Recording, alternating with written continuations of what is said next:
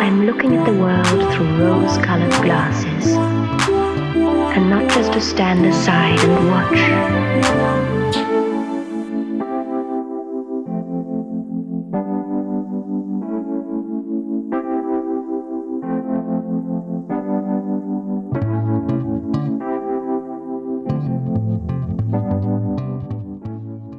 Olá, sejam muito bem-vindos ao Ink Connect. Eu sou Ana Vitória e serei a host do episódio de hoje. E eu sou a Marina Pascon, co-host do episódio. Juntas, nós damos vida à Ink Strategy. Hoje nós recebemos um convidado muito especial. Ele construiu marcas globais, cultura. É, assim, uma pessoa que eu admiro imensamente como profissional e que eu tive a grande oportunidade de ter como meu mentor e como meu chefe por mais de 6 anos. Seja muito bem-vindo, Rodrigo Padilla, Chief Brand Global Officer da Latam. Espero que eu tenha falado certo. Não é fácil, vai sim. É um prazer enorme, obrigado aí por ter me convidado. É um prazer estar aqui com você, acho que quase uma década aí juntos, de maneira direta ou indireta, então muito legal e não vejo a hora de começar esse papo. Maravilhoso. Bom, Paz, muito obrigada novamente por estar aqui. Para começar, eu queria situar um pouco as pessoas e que você contasse um pouco mais sobre a sua trajetória. E uma coisa que é super interessante é que a Latam criou essa vaga para você, né? Assim, uma vaga que, além de tudo, é um C-Level. Então, conta mais pra gente aí como é que foi sua trajetória até aqui, enfim. Vamos lá. Bom, a minha carreira, basicamente, ela começou na escola de bens de consumo, de quase 21 anos aí entre Gillette, onde eu iniciei minha carreira, com depois P&G, com aquisição lá em 2006, passando por diversas categorias e no meu último assignment, no meu último momento ali na P&G, eu trabalhava na linha de Consumer Health, onde você também foi parte, e esse foi um grande aprendizado, de construção de marca, de viver diferentes categorias, diferentes decisores de compra e até contextos e dinâmicas que para mim foi de fato uma graduação, tanto do ponto de vista de marketing como também de negócio. E acho que casou com uma oportunidade que o Grupo Latam tinha no momento que eles estavam ali buscando a pessoa para essa vaga, porque quando você olha para o Grupo Latam, e a marca Latam especificamente falando, é uma marca relativamente nova, Por mais que vieram da fusão de duas empresas que já existem há quase um centenário, Quando você pega a LAN, foi a fusão da LAN e da TAM, mas a LAN tem quase 100 anos aí completados, aí nos próximos 3 anos já deve chegar em 100 anos, e a TAM também já tinha uma história muito grande já no Brasil, mas como marca Latam na fusão, era uma marca nova. A fusão aconteceu em cerca de 2012, mas começamos de fato a explorar a marca em 2014. Então, é uma marca que tem 10 anos de vida praticamente. Mas nesse meio tempo teve a pandemia, que foi um momento que de fato teve um impacto importante nesse setor de aviação. A gente não tinha avião, o avião não levantava do solo. Então foi um momento onde os esforços de construção de marca foram minimizados, para não falar quase que zerados, porque era um momento de sobrevivência, então tinha que cortar tudo, tinha que garantir que você tinha um mínimo de ingresso ali, de receita entrando, eu falando ingresso no espanhol já.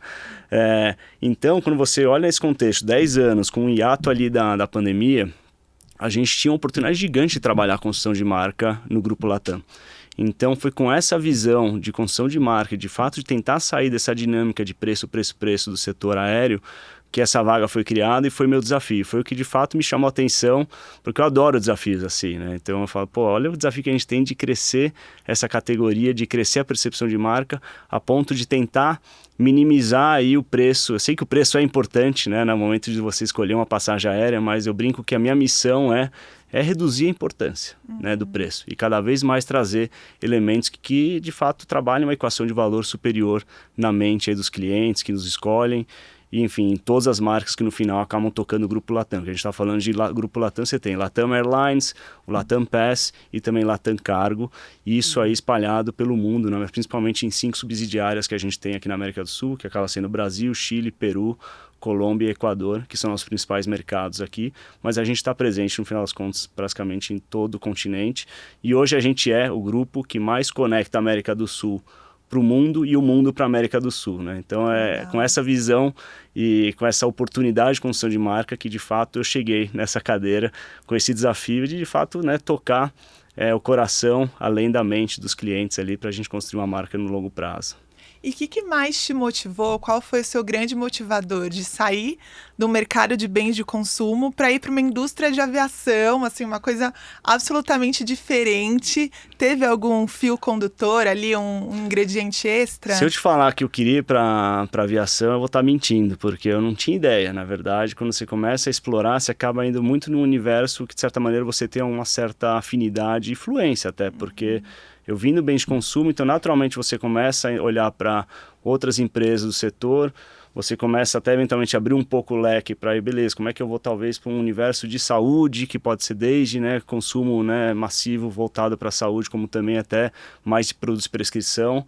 Mas foi através, de fato, de uma abordagem, né, de uma consultoria de headhunter, que aí me falou, pô, de aviação, aí que eu abri, de fato, né, meu leque de opções e parei para escutar. E eu acho que isso é super importante, a gente parar para escutar e explorar as oportunidades que talvez, né, o destino aí coloque nas nossas frentes, porque tem muita coisa interessante e eu brinco que se tem um setor, né, mais dinâmico e com mais aprendizado que a aviação, eu desconheço, né? E eu tenho amigos, vivi, né, em bem de consumo muito tempo, e o ritmo que a gente vive na aviação é muito frenético, é muito louco mesmo, mas é uma loucura gostosa, sabe? Que você aprende, você tem acesso às informações do cliente, que é uma riqueza enorme. Então, enquanto que antes a gente tinha que contratar ou fazer imersão com o cliente, de fazer focus group, né, de tentar pegar dados do varejista para você conseguir ter acesso aos dados dos clientes, hoje no setor aéreo, né, e principalmente na Latam, a gente tem muita informação.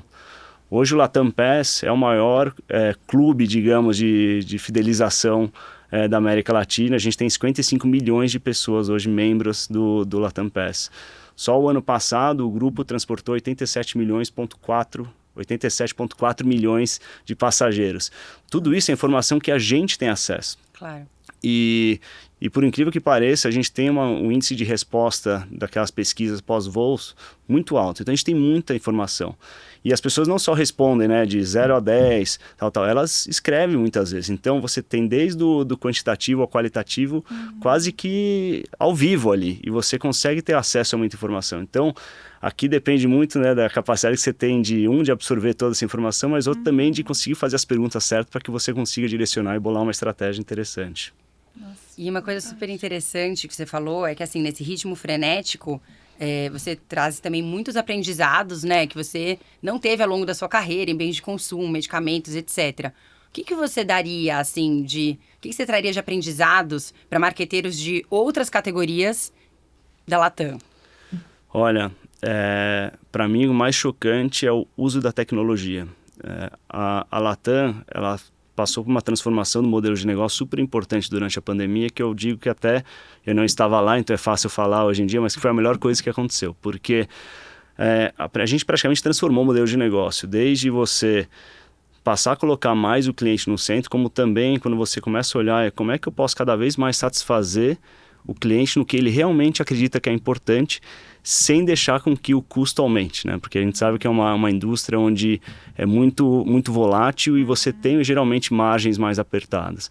E quando você olha a história do grupo, na pandemia, a gente basicamente fez um esforço de redução de custo por assento disponível, que a gente chama, e a gente teve uma caída assim, significativa de 30% a 25% na redução de custo. O que acontece na maioria das vezes, né, de empresas nesse setor? Na hora que você baixa o custo, o nível de satisfação cai junto, o serviço cai junto. É só você olhar para trás, a história diz isso. Na Latam foi ao contrário, a gente teve, claro, um período de se ajustar, mas depois abriu aquela boca de jacaré, onde cada vez mais os clientes estavam mais satisfeitos e a gente conseguiu reduzir e controlar o custo. Então, quando você pega hoje a foto do custo que eu tenho por assento disponível de hoje, com o de 5 anos atrás, a gente aumentou marginalmente 5%, num cenário que você teve desvalorização cambial, inflação, etc. E a gente conseguiu dar um pico na satisfação do cliente.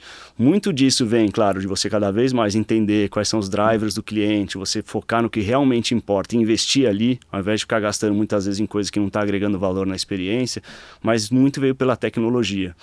Hoje, lá no grupo, a gente tem acesso praticamente a todas as ferramentas de IA, não só tem acesso, como a gente motiva para que todos os colaboradores usem, criem, né, desenvolvam aplicativos, pensem de fato na dor do cliente, como que a gente pode trabalhar aquilo. A gente até mede quantos por cento, né, você está usando das ferramentas no seu dia a dia. Não que aquilo seja algum critério de avaliação, etc., até de desligamento ou não. Não está usando, vamos mandar embora. Não, porque a gente quer realmente incentivar. Então, assim, a quantidade de acesso à tecnologia e o estímulo que você tem internamente, até quando a gente fala de buscar eficiência, todo mundo tem hoje no plano de ação do ano de que eu tenho que buscar uma eficiência de X, mas Y precisa vir da tecnologia. Então isso força, de certa maneira, um sistema interno de você estar sempre buscando melhorar e você, né, de certa maneira, aderir ao que tem mais de avançar. Então hoje, nessa cadeira que eu estou há quase 1 ano e meio, assim, o que eu aprendi sobre tecnologia foi assim, o equivalente a 20 anos que eu tive na minha vida passada.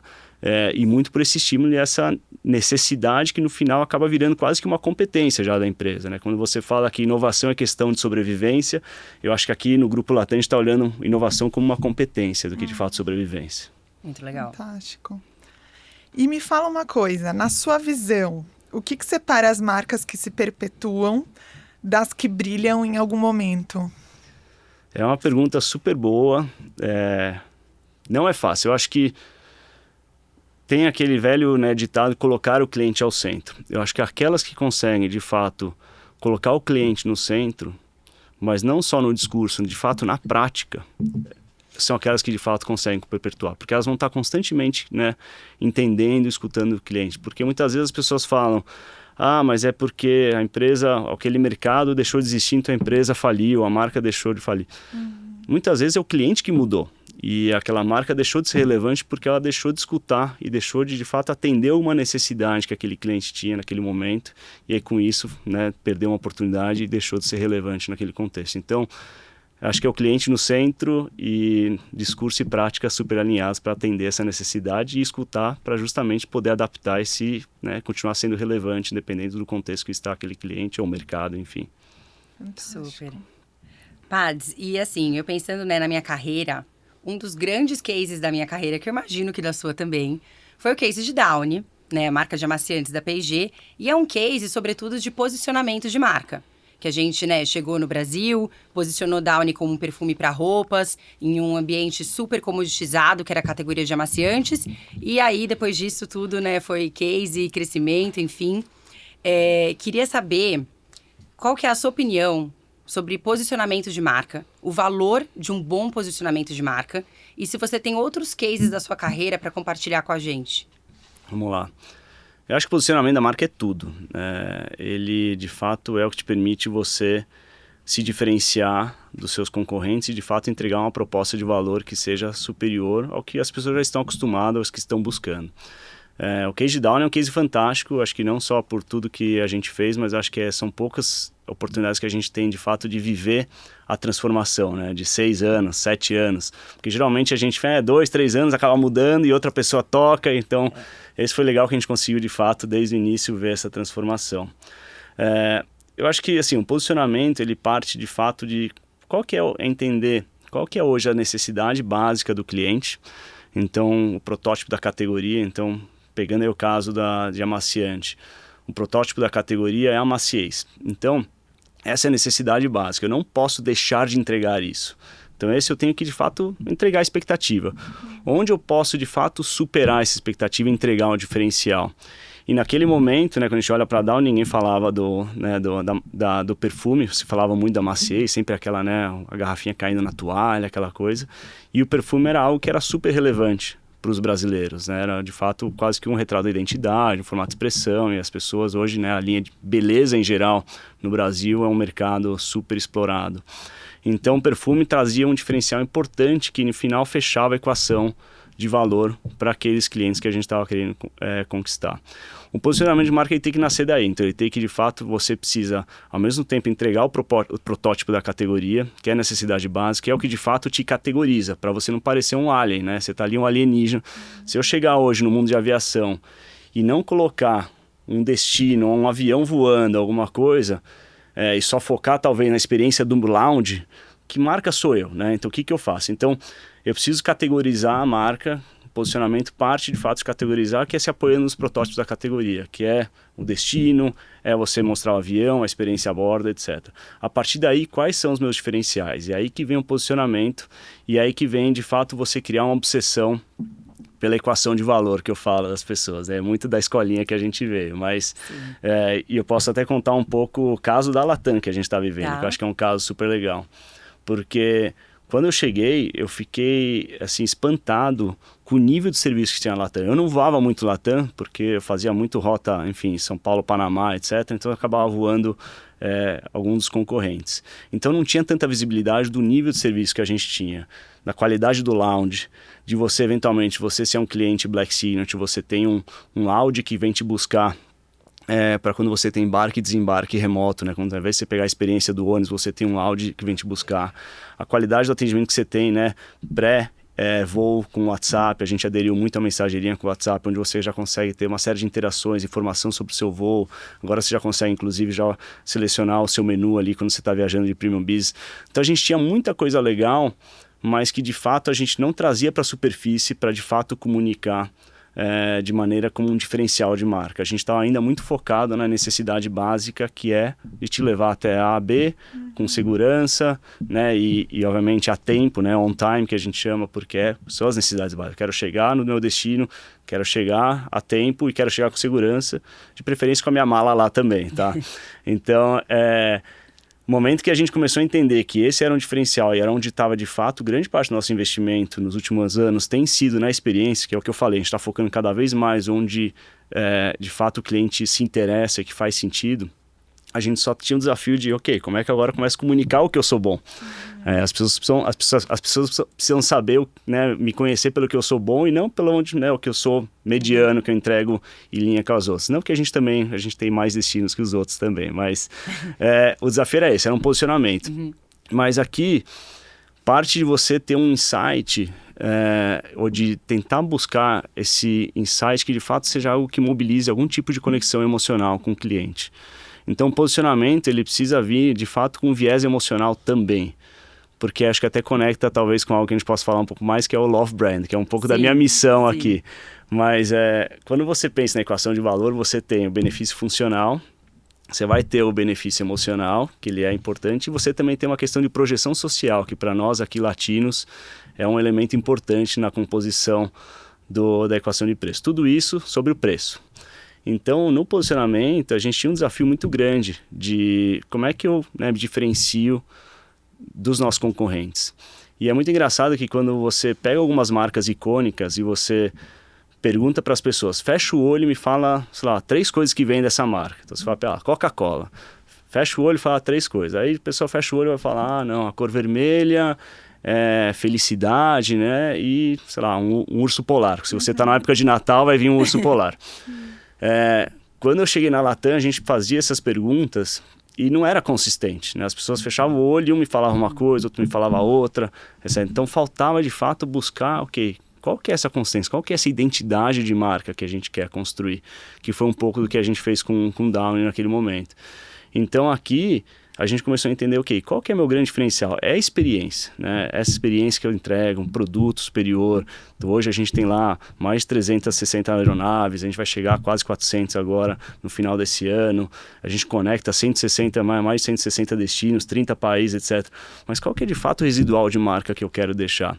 E aí que vem um insight super legal, onde eu lembro direitinho, eu estava numa conversa ali logo no começo eu fiquei viajando, né, muito, né? O ano passado eu viajei, sei lá, metade do ano eu estava viajando. E isso me ajudou muito a falar com as pessoas que estão na linha de frente com os clientes, falar com o cliente, etc. Mas eu lembro uma vez que eu estava no almoço, que a pessoa me mostrou uma foto de quando ela estava viajando em 2022, uma viagem para Madrid, e era aniversário dela, e a gente, né, a tripulação, fez um cartão, putz, que bom você estar aqui com a gente, sei que é seu aniversário, tal, espero que a gente faça esse momento, né, memorável, etc. E ele falou assim, cara, eu tava me sentindo tão mal de estar viajando no meu aniversário, longe da minha família, etc., que aquele cartão, cara, me gerou uma coisa tão memorável, uma sensação assim, pô, os caras foram muito empáticos comigo. E aí eu perguntei, você lembra que cadeira você sentou? Puta, não lembro. Você lembra que você comeu? Qual foi o menu? Não lembro. Então, acho que daqui vem aquele velho insight, né? As pessoas não vão lembrar o que você disse, ou o que você fez para ela, mas sim como você as fez sentir. Com certeza. E esse as fez sentir, para mim, foi o grande clique. Eu falei assim, a gente precisa trabalhar em algo onde a gente consiga converter tudo que a gente tem de bom em algo que seja memorável para as pessoas. E aí que vem um posicionamento que a gente lançou no ano passado, né? No final do ano passado, que é o Bem-vindo é Mais Alto. Então, Latam Airlines Bem-vindo é Mais Alto é o nosso posicionamento de marca, e ele vem muito, né, se apoia muito na questão de eu vou trabalhar para entregar a melhor experiência, mas com uma hospitalidade e um cuidado que nenhuma outra companhia, né, o grupo aéreo vai ter. E é esse onde a gente quer se diferenciar. E aí você começa de fato a trabalhar para empurrar todo o nossos esforços internos para isso, até mesmo sistemas, né, tecnologia para ajudar nisso. Então esse é um case em construção, eu diria, não é um case já finalizado. E aí com isso a gente, né, com essa missão da gente cada vez mais construir também uma relação emocional, a gente começa a entrar em outras ações, né? Então, aqui no Brasil, um case que eu me orgulho muito foi o case do ano passado, onde a gente era o patrocinador do evento Todo Mundo no Rio, onde, né, trouxeram a Lady Gaga como grande aí, atração, um evento que foi incrível. E a gente era um dos patrocinadores, e a gente tinha um desafio de, né, no meio de toda aquela conversa, como é que eu criava uma narrativa que conectasse, né, o driver, a paixão das pessoas com o desejo de viajar. Então a gente sempre olha um território onde seja uma paixão driver, que também ao mesmo tempo gere um desejo de viajar, e aquela era uma combinação poderosa, e a gente conseguiu ser uma das marcas mais lembradas daquele festival. Mas não só isso, a gente construiu todo, né, uma estratégia de conteúdo, né, com criadores, e enfim, toda ali uma experiência que a gente criou durante o evento e antes do evento. A gente fez show a bordo do nosso avião, fizemos ativações, né, surpresas. Então foi muito legal, porque a gente conseguiu de fato ser uma das marcas mais lembradas, comparado com outras marcas que tinham um nível de investimento, sei lá, 10, 15 vezes maior que o nosso. Então veio muito da criatividade naquele sentido, mas uma criatividade bastante efetiva nesse sentido. De fato nos rendeu 2 Latam, né? Então foi super legal. Então esse é um case que eu me orgulho, né? E acho que foi algo que também ajudou muito a gente a começar a trabalhar mais essa questão da hospitalidade, da experiência, e não só do produto em si. Muito legal. Porque realmente é muito difícil, né? Quando você tem tantos grandes também participando de um evento como esse, né? Porque você pode simplesmente patrocinar e ser mais um, né? Dar um tiro de canhão que às vezes não vai dar certo, ou realmente se diferenciar ali dentro e conseguir fazer com que as pessoas lembrem de vocês. Então, maravilhoso. Parabéns. Boa, valeu. Parabéns pro time, parabéns pro meu time. Ô, Padilha, me fala uma coisa, porque quando a gente vai, né, analisa a indústria da aviação e, enfim, todos os seus desafios, a gente está falando de muitos pontos de contato que não dependem necessariamente do marketing, né? Que começa desde a experiência do cliente comprando a passagem até efetivamente ele pegando a mala. Onde que você encontra, assim, qual que é o grande segredo, vamos dizer assim, para a gente tentar deixar tudo no máximo em harmonia para você conseguir entregar a melhor experiência para esse cliente?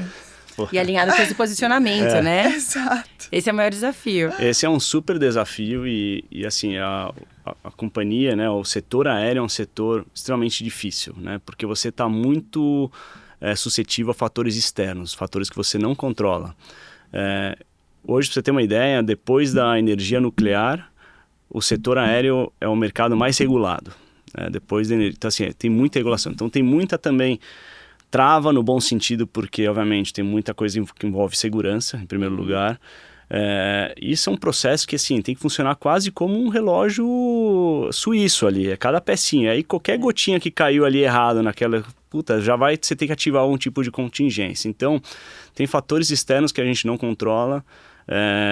E obviamente você tem cada vez mais expectativas de clientes mudando também ao longo dessa jornada. Então o desafio é você, obviamente, tentar fazer com que toda a empresa, né, eu até brinco que hoje não é uma área de marketing ou de branding que é responsável pela marca, são as 40 mil pessoas que hoje trabalham no Grupo Latam que são responsáveis pela marca.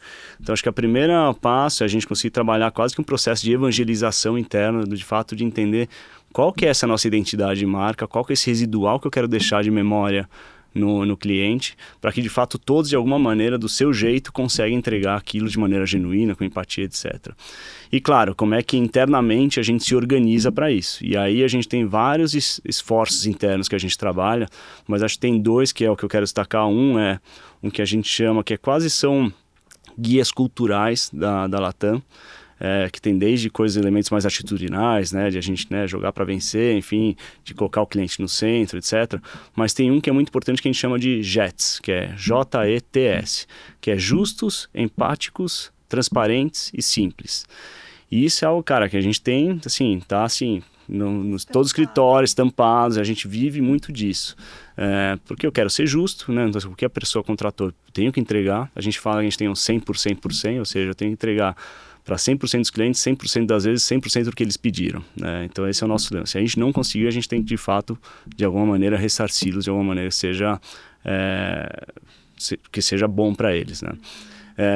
O empático, eu acho que é muito ali, principalmente quando a gente está na linha de frente com os clientes. Transparente, acho que isso obviamente é externo e interno também. Então, dentro da Latam, a gente tem uma cultura de transparência super boa. E simples, porque no final das contas você tem que trazer soluções simples. A gente tem que traduzir toda essa complexidade e esse mercado regulado que a gente tem por trás numa solução simples, porque o cliente não sabe, né? Ele não quer saber também. Não é o papel dele entender por que atrasou meu voo, por que mudou. Então, acho que esse é um grande desafio. E o outro a parte da tecnologia que eu mencionei, onde aqui o processo de digitalização tem um papel super importante para trazer a personificação, né? Eu quero cada vez mais chegar para Ana Vitória Sanches, mas sabendo que é ela e com essa mensagem que é relevante para ela. Para cada uma das pessoas eu quero chegar com uma mensagem personalizada. Mas eu acho que quando a gente para na personalização, a gente perde uma oportunidade de construção de marca. Então eu falo que a digitalização tem que entregar a personalização, mas tem que vir a humanização junto, porque é a humanização onde você consegue ter esse twist de entregar a construção de marca. Então, nesse mercado regulado, a gente está tentando muito esse esforço, eu trabalhar uma personalização da mensagem e agora cada vez mais trazer o elemento da humanização. E hoje a gente investe, por exemplo, a gente tem um sistema que a gente desenvolveu, né, dentro de casa, onde eu consigo, no momento que o passageiro sobe a bordo, eu já tenho ali um breve histórico dele, então eu já sei se na pesquisa passada ele foi um detrator, então nessa talvez eu tenha que fazer um esforço adicional para vir ser um promotor da marca. Eu sei se ele está vindo numa quebra de serviço, ou seja, ele perdeu uma conexão, então o que eu posso fazer talvez para reverter essa sensação que ele teve do voo passado, que ele perdeu por alguma razão. Então a gente consegue ter uma série de informação ali que eu poderia simplesmente só entregar uma aguinha para ele, mas como é que eu uso aquilo e aí como é que, né, a gente tem cada vez mais os nossos colaboradores treinados para de fato se antecipar e entregar uma mensagem que seja humana para aquela pessoa, a ponto de gerar depois essa confiança que ela tem na marca. Então, esses são os nossos aí, digamos, desafios que a gente tem e o que a gente está focando.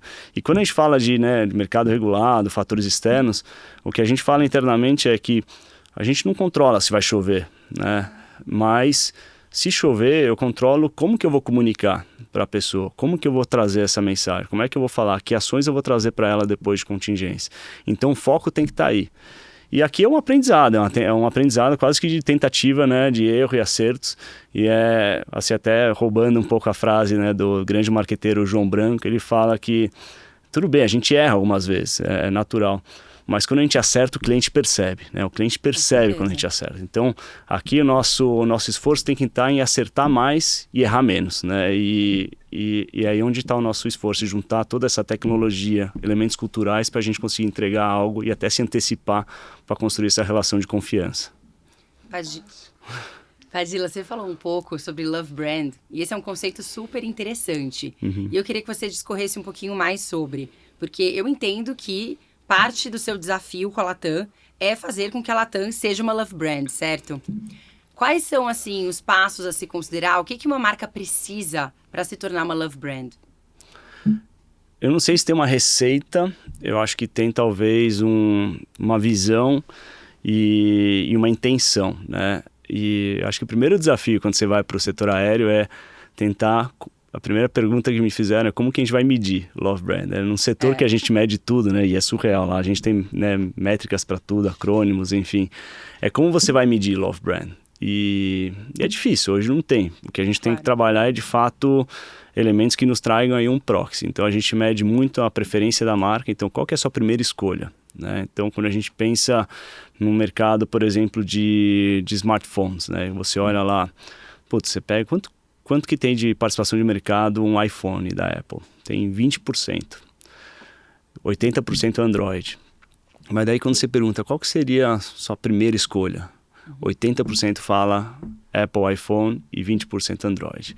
Então o que é isso aqui? E o que isso te diz? Te diz que assim, no momento que eu consigo me posicionar quase como uma marca que eu sou a primeira escolha. Almejada. Eu tenho essa aspiração. Isso te permite, obviamente, você ter, né, um preço muito mais premium, menos elasticidade a preço, clientes mais fiéis e, obviamente, depois tem todos alguns elementos reputacionais que acabam também impactando, que ajudam, inclusive, na contratação de talentos, retenção, etc. Tem outros aspectos que também permeiam a decisão da Love Brand. Então, a preferência, a primeira escolha, para mim é o primeiro passo, né? E aí depois vem como é que eu construo a preferência, né? E hoje não tem uma receitinha, mas claro, tem algumas teorias de marketing. Então, eu tenho que trabalhar. Primeiro, eu tenho que ter uma suficiência para alcance e frequência. Preciso entregar a mensagem. Não adianta eu ter uma mensagem super legal, mas só 2 pessoas escutarem. Então, tem todo um trabalho de você, né, ter uma saúde financeira importante no seu negócio, uma estrutura financeira que te permita você investir na marca para que você consiga ter alcance e a frequência. A segunda, eu diria que é putz, eu estou gerando alcance e frequência, eu estou gerando a lembrança da marca. Aí você começar a se parar para perguntar e falar qual que é essa lembrança da marca, né? Então, muitas vezes as pessoas falam, eu quero construir o awareness, né? A lembrança. Mas é a lembrança do quê? E esse do que é importante, porque esse aí define o seu posicionamento. Eu quero gerar a lembrança de que eu sou a marca mais barata, então eu sou uma price, né? Uma low cost. Ou eu quero construir algo que voltado para a experiência, o residual, etc. E aí eu tenho que entender se esse diferencial de marca ele está me gerando uma intenção de compra. Então a gente hoje na Latam, a gente testa tudo assim que vai para o ar, né? Antes, pré e pós a gente testa, para justamente entender do que eu estou gerando de estímulo comunicacional, ele está gerando algum tipo de intenção de compra. E aqui a gente vai sempre subindo a barra para garantir que eu tenha pelo menos, né, que as 80% das pessoas estejam dizendo que compraria definitivamente ou estaria disposta a comprar a Latam. Então acho que a combinação entre alcance e frequência, suficiência de investimento, com intenção de compra e com algo que a gente chama de closeness internamente, que seria, não sei, essa proximidade, essa familiaridade com o cliente, é essa combinação que de fato te gera essa primeira escolha, né? Essa escolha. Só que isso você, né, tá gerando de certa maneira uma promessa, você está gerando uma expectativa que você precisa entregar depois essa promessa. Então, entre gerar o estímulo, gerar essa expectativa e entregar, que é de fato quando a pessoa consome o serviço, na hora que você entrega o prometido, ou até às vezes sobre-entrega o prometido, isso gera todo, né, o reputacional. Uhum. E aí você já começa a ter alguns elementos que te levam pro Love Brand. Desculpa que tá virando quase como uma teoria aqui, mas é um pouco como funciona a minha cabeça, né? E aí você tem que jogar um ingrediente que é um ingrediente emocional. Todo esse, até na hora que você está construindo essa familiaridade, essa aproximação com o cliente, você tem que jogar um fator emocional que ele é importante. Porque quando você consegue cada vez mais se aproximar no Love Brand, significa que a sua relação com a marca está partindo num racional para cada vez mais irracional. E quando você vai para o irracional, é aí que acaba virando, né, o sonho de todos os marqueteiros, porque aí é onde o preço acaba sendo uma das variáveis menos importantes na equação de valor. Porque você já tem uma relação que você não consegue nem explicar por quê. Por que hoje as pessoas se tatuam muitas vezes com Harley Davidson, sabe? Para uma moto, você fala assim, cara, se eu paro do ponto de vista racional, não faz sentido nenhum. Do irracional, aquilo gerou uma conexão com aquela pessoa, um lifestyle, uma coisa que uns até podem dizer que não é a melhor moto do mundo, né? Se você falar funcionalmente falando, mas para aquela pessoa gerou uma conexão que não importa, talvez, que nem seja a melhor moto, mas todo o estilo que tem por trás, toda aquela conexão emocional que foi gerando, criou-se, né, uma relação irracional. Então, acho que esse é o desafio que a gente tem como grupo de companhias aéreas, porque ninguém talvez esteja trabalhando aqui. Para mim, eu olho como uma oportunidade única da gente construir, que depois seja o que vai dar toda a nossa vantagem de longo prazo e que vai permitir a gente navegar com muito mais tranquilidade, né, nos cenários de crise, porque o setor de aviação ele é uma montanha-russa. Quando eu tenho uma marca forte, te permite você transitar em momentos assim muito mais fáceis, né, com menos risco, com menos variação, porque você tem uma estabilidade, digamos, muito melhor. E mais que isso, quando você olha, até tem um estudo recente da Harvard Business Review que mostra que uma love brand cresce 2 vezes mais rápido que marcas normais e tem mais de 50% mais fidelidade também. Então, isso quando você olha para um lifetime value da marca, ele é super importante. Então, tem que ser, acho que esse é o caminho. É um caminho que não é fácil, ele depende muito da consistência e coerência.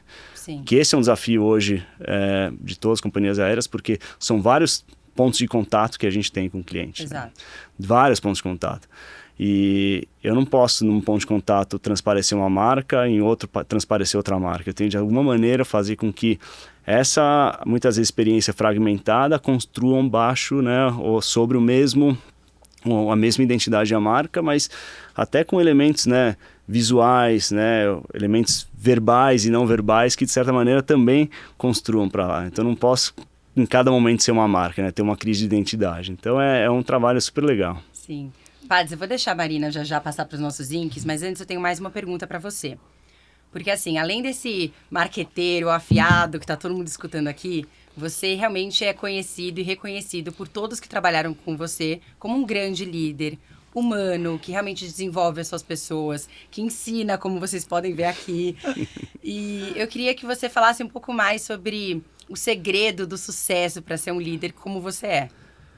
Olha, eu brinco que é simples, a equação de liderança ela é simples, talvez não é fácil, mas ela é simples. Eu acho que ela parte de dois princípios ou 2 atributos super claros, que é empatia e conhecer o negócio. Então, você precisa entender do negócio mais que ninguém e você precisa ter empatia para conseguir, de certa maneira, interagir, porque a gente não chega em nenhum lugar sozinho, a gente depende das pessoas. E eu tive sorte sempre de ser bem acompanhado ali, de ter boas pessoas ali ao meu redor. Mas, deixando um pouco a empatia de lado, acho que a primeira coisa, quando você olha, né, para conhecer o negócio, acho que vem muito da curiosidade. Curiosidade e profundidade, que eu chamo. Então, quão curioso você é para fazer perguntas, desconectar, às vezes, né, até tentar conectar pontos e insights fora do seu mercado, porque às vezes tem muita coisa que toca o seu cliente que não necessariamente é do seu mercado. Então, quão curioso você está para escutar, né, e explorar. E esse é o maior desafio, eu acho, porque muitas vezes no dia a dia você vai se fechando no seu mundo e quando você vê, você está, né, com aquela visão de túnel, né, e não está olhando para fora. E a profundidade é, de fato, entender, né, o seu cliente em profundidade, né? Então, acho que são elementos aí importantes. E a empatia vem muito por isso que eu falei. Você, no final das contas, você depende das pessoas. Acho que são poucos que, de fato, conseguem chegar a qualquer lugar sozinhos. Acho que no mundo corporativo você depende dos times, depende das pessoas, depende do chefe, depende dos seus pares. Então, como é que você trabalha para ter, né, relações produtivas dentro do trabalho, se forçar para o network. Geralmente, muitas pessoas, eu já tive momentos que eu não tinha paciência, era realmente desgastante, mas ele é um necessário. Você precisa, mas não um network com aquela, né, obrigatoriedade onde eu só estou, né, dando um checklist ali. De fato, ir com a intenção de aprender algo, de tentar, né, entender um ponto de vista novo. E algo que é muito meu, que eu falo, né, que você que trabalhou comigo, eu falava um pouco, era essa questão da humildade intelectual. Eu acho que todos nós temos pontos cegos. Então, ninguém sabe tudo. Todos nós temos pontos cegos. Então, quando você entra numa reunião, numa discussão, etc., você está entrando para defender seu ponto de vista ou você está entrando para explorar novas possibilidades, novas oportunidades? Quando você começa a mudar isso, né, a maneira, você começa justamente de certa maneira, você transmite uma certa empatia, porque você está escutando a pessoa com a intenção de aprender algo e não escutando para só esperar ela terminar de falar para você falar seu ponto de vista. E ao mesmo tempo você gera um ambiente onde todos têm, de fato, de certa maneira, essa confiança e essa segurança que podem contribuir. Então, em resumo, eu diria que é isso, Anitta. Acho que é empatia e conhecer o negócio. Que legal. Obrigada. Parabéns pela sua história. Como eu tinha já te falado no off, sempre ouvi muito bem de você, do quanto você era inspirador. E agora, te conhecendo ao vivo, eu tenho mais que certeza disso. Com certeza você vai ter muito e muito mais sucesso do que já tem. Boa, obrigado. E obrigada por essa aula de marketing. É isso. Mas antes de nos despedir, Então, vem a parte mais difícil do Link Connect. Pegadinha, sabia que tinha uma pegadinha. A gente criou esse bate-bola para te conhecer mais agora na pessoa física, né? Então, o primeiro nome que vier à sua cabeça, você fala, sem pensar muito. Uma marca. Latam. Um lugar que inspira. Putz, Madrid. Um hobby. Correr. Uma pessoa referência. Minha esposa. Um produto indispensável. Putz, meu tênis de corrida. Uma peça de roupa. Cueca, né? Não vale o tênis de corrida de novo. Um livro. Putz, eu sou ruim de livro, viu? Minha esposa vai dar risada, mas acho que um que me ajudou muito é um ex-CEO da P&G que chama Playing to Win, que é super legal. Bacana. Filme ou série?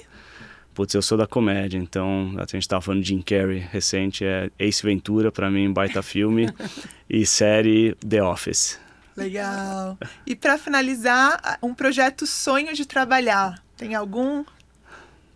Cara, eu não tenho assim, não. Eu acho que é viver o presente. Acho que realmente é pensar no que legado e qual impacto eu posso ter hoje. Não tenho um sonho. Meu sonho, acho que tudo que eu sonhei, acho que eu tô conquistando. Que é estar aqui, estar com saúde, estar com a família e conseguir trabalhar num lugar que você consiga, de fato, trazer um impacto para as pessoas e para o negócio. Acho que é isso. Muito bom. Maravilha. Obrigada. Muito Boa, obrigada. obrigado. Valeu. Valeu demais. Até.